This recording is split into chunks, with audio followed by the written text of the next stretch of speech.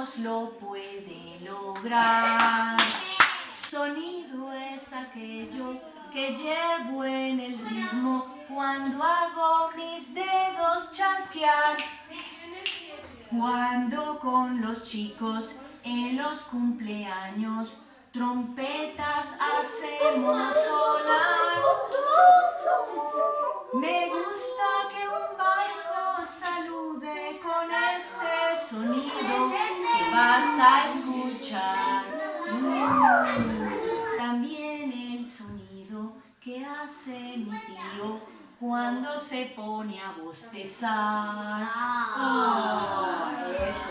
Pero no me gusta cuando estoy dormido que un gato se ponga a maullar. En cambio es tan lindo el sonido que tienen los besos que me da mamá.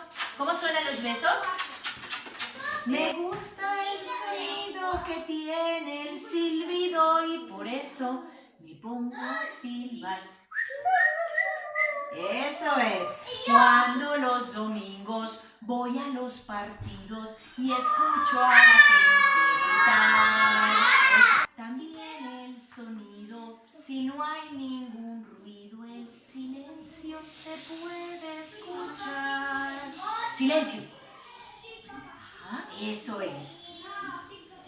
Si lloro, si río, en todo hay sonidos, sonidos para disfrutar. Hay tantos sonidos que casi me olvido. Qué lindo sonido.